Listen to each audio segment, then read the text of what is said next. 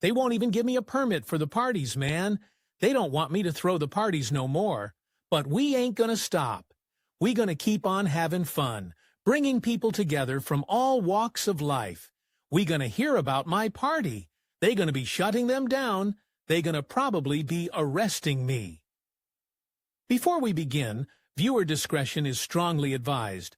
The following is for educational and entertainment purposes only. This is the verbatim federal courtroom testimony from Day 5 of the Sean Diddy Combs trial as reported by Inner City Press. Day 5 of the trial took a sharp and unexpected turn, not because of what happened inside the courtroom, but because of what hit the internet just minutes before it began. Justin Bieber, once mentored by Diddy during his rise to global superstardom, finally broke his silence. What he shared didn't just support Cassie's testimony, it validated years of whispered rumors, disturbing footage and awkward interviews long buried by the music industry. And when Diddy saw what Bieber had posted, first on his phone, then displayed by reporters, and passed around the court, he lost it. The man who once boasted about shaping Bieber's career cracked under the weight of betrayal. Security had to step in. The courtroom fell silent. What followed wasn't just a meltdown, it was the beginning of the end. Back in 2009, Justin Bieber was the face of innocence. Just 15 years old, barely out of Ontario, and newly signed by Scooter Braun and Usher. His debut single One Time was climbing charts, and overnight he became a global phenomenon. He was the dream, clean-cut, charming, and already beloved by millions. But behind the cameras, Bieber's fast-tracked rise was being shaped by people much older and much more experienced in the shadows of the industry. One of those people was Sean Diddy Combs. Diddy didn't just meet Bieber, he took him under his wing. He showed him the ropes, brought him to parties, and declared himself a mentor. In one now infamous clip from the time, Diddy even joked during an interview that he had custody of Justin for 48 hours. It was delivered as humor, it was laughed off, but it planted a seed of discomfort that wouldn't fully sprout until over a decade later. Videos from that era show Bieber wide-eyed and a little awkward, standing beside Diddy as cameras flashed. Diddy would speak for him, crack inappropriate jokes, and guide the young teen through situations that in hindsight felt too adult, too soon. One clip shows Bieber trying to joke about getting girls, and Diddy replying, "My man," a moment that seemed playful then, but is now viewed under a much darker lens. Diddy wasn't just a celebrity, he was one of the most powerful figures in the music world. For Bieber, having Diddy's stamp of approval meant access, influence, protection, but it also meant vulnerability. Being under the influence of someone whose world was filled with temptations, blurred boundaries, and unchecked power. In interviews at the time, Bieber spoke glowingly of Diddy, calling him an inspiration, someone who believed in him before the rest of the industry took him seriously.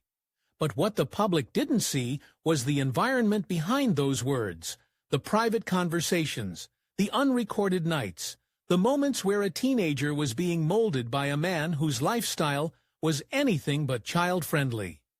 It was a relationship that appeared beneficial on the surface, but, as we now know, mentorship in the entertainment industry can come with strings and sometimes chains. Justin Bieber's early association with Diddy, once considered a badge of honor, is now being reconsidered as something far more troubling. As Justin Bieber's fame soared in the early 2010s, so did his access to the adult world of entertainment. A world that, for a boy barely out of middle school, was too much too soon. And while Scooter Braun and Usher were publicly credited for managing his rise, Diddy was the quiet shadow behind the scenes, hosting, guiding, and introducing Bieber to high-profile circles where control, image, and power ruled everything. There were parties where Justin would be seen at Diddy's side, barely old enough to drive, surrounded by industry elites twice his age. He appeared in exclusive clubs, Hollywood gatherings, and red carpet events. Events that didn't exactly cater to teenagers. But Diddy, with his endless charm and open doors, made it happen. The power imbalance wasn't just about age, it was about access. Diddy could get Bieber into any room, introduce him to any star, and shape how the world viewed him. In turn, Bieber was expected to smile, show loyalty, and absorb the rules of this darker side of stardom. Behind the scenes, it wasn't uncommon for Bieber to be pulled into mentorship situations that felt more like dominance than guidance. People close to Bieber would later say that he was constantly overwhelmed, dealing with pressure from all sides. And while Diddy's influence helped his career, it also exposed him to the worst aspects of the industry: fame, addiction, manipulation, and blurred moral lines. The psychological toll of those years began showing quickly. Bieber's behavior became erratic. He was arrested. He clashed with paparazzi. He spiraled. In retrospect, it's not surprising. Being 15 and told you're a global icon while being handed a drink at a party hosted by Diddy is not normal. It's dangerous. The entertainment world failed Bieber by treating him like an adult, before he had a chance to become one. Diddy was never accused of harming Bieber directly, but the mentorship he offered placed Bieber in environments that no child should be in. That's a form of damage with lasting effects. And then there's the silence. Even as other young artists began to speak out about abusive power dynamics, Bieber stayed quiet. He didn't call Diddy out. He didn't push back until day 5 of the trial. That's when the quiet shadow of mentorship finally became a spotlight of regret. The internet never forgets. And when the Diddy scandal exploded into headlines, social media did what it does best. It started digging. What they found was a clip that had mostly gone unnoticed for years. A video featuring a young Justin Bieber and Diddy, laughing, smiling on the surface, a harmless moment between a superstar and his protégé. But when viewed now after the allegations, that moment turned chilling. In the clip, Diddy grins as he says, "I don't have legal guardianship of him, but for the next 48 hours, he's with me." He pats Bieber on the back. Bieber, awkwardly smiling, nods. At the time, it came off as just another quirky Diddy soundbite. Now, it reads like a red flag that was ignored. The clip is only a few minutes long, but what's unsettling is the tone. Diddy speaks with ownership. Bieber looks out of place. The audience laughed when it was aired years ago. Now those same laughs sound hollow. The video spread like wildfire across Twitter, TikTok, and Reddit. Commenters noted how uncomfortable Bieber seemed. Others expressed disbelief that no one raised concerns when it first aired. Context matters. And in the context of current sex trafficking allegations, videos like these take on a whole new meaning. What once seemed like celebrity mentorship now looks like a power imbalance being celebrated on national television. Sources close to Bieber say that seeing the video resurface was devastating for him, that it brought back moments he had buried, that it forced him to ask whether his gut feelings back then were right, and whether he was just too young and too afraid to speak up. The video's resurgence made it impossible for Bieber to remain silent. He began drafting a statement, quietly, carefully. It wasn't just about Cassie anymore. It was about the image he once had of a man who shaped his life, and the painful truth that the man he once looked up to may have never deserved that trust. And when Bieber finally posted, the world and Diddy was watching. By his mid-20s, Justin Bieber had lived through the rise, the crash, and the slow rebuild that few child stars survive. The boy once mentored by moguls like Diddy was no longer the wide-eyed kid on red carpets. He had become a man, and more importantly, a man who was learning how deeply his past had shaped him. Between 2014 and 2016, Bieber's life became defined by public breakdowns, vandalism charges, arrests, aggressive paparazzi confrontations, and canceled appearances. The pressure cooker had exploded. In several interviews years later, Bieber admitted that fame had nearly killed him. "I would have been dead by now if I kept going," he told Zane Lowe. His voice was calm. His eyes weren't. But the turning point didn't come from music. It came from marriage. In 2018, Justin married model Hailey Baldwin. It wasn't just a relationship. It was a rebirth. Through Hailey and his growing Christian faith, Bieber began to strip away the layers of trauma and manipulation from his teen years. He got off drugs. He started therapy. He began to speak carefully and never in detail about how people in the industry had used him when he was vulnerable. Though he didn't mention Diddy by name, the subtext was there. "People told me they loved me, then turned their back on me in a second," he said. He described being 15, surrounded by adults who saw him as an opportunity, not a human being. He started distancing himself from old industry ties. No more clubs, no more late-night appearances. His music grew more introspective.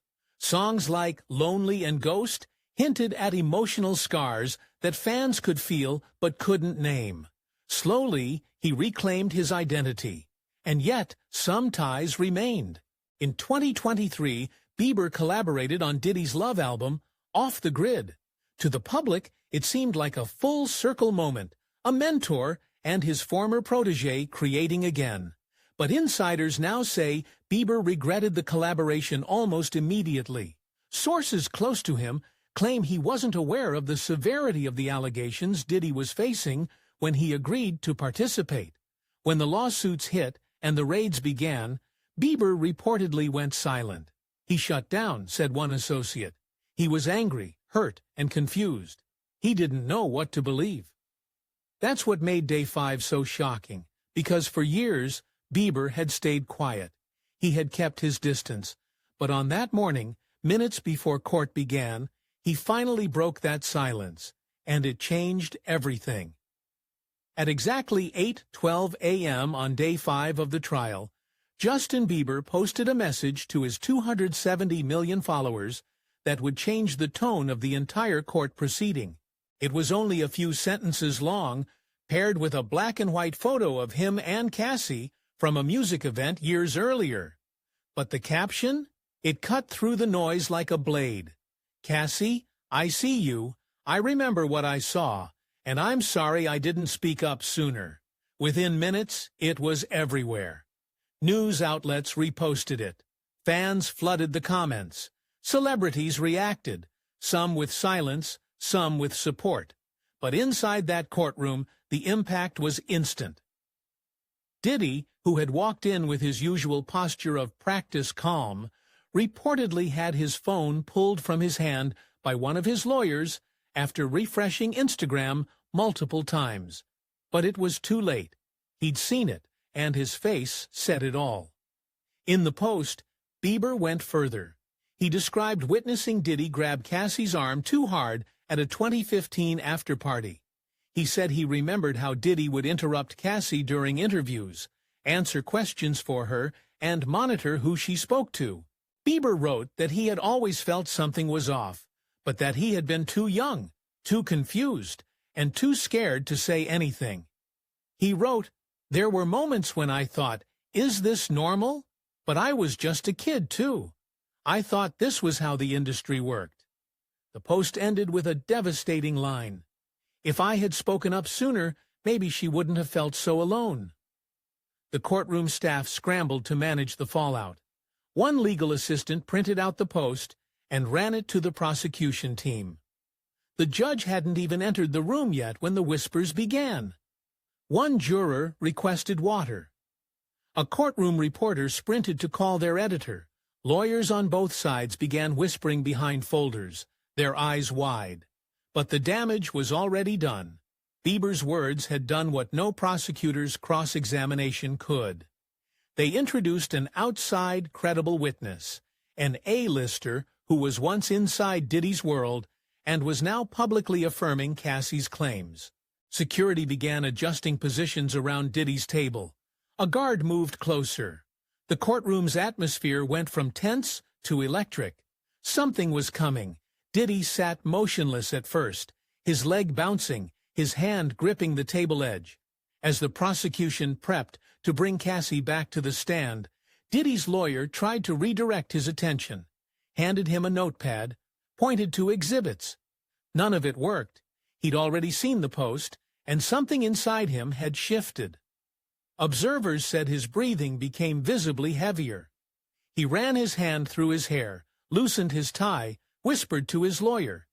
Then, without warning, his hand slammed down on the table, knocking over a water glass. It shattered. Gasps filled the courtroom. The judge immediately banged her gavel. "Mr. Combs, control yourself," she warned. But Diddy stood up. "You know this is all lies," he shouted, pointing at Cassie. "You know damn well that's not what happened." "And him," he said, gesturing at the evidence screen, "after everything I did for him?" Security moved in. His lawyer physically tried to pull him back down. Diddy shoved him away.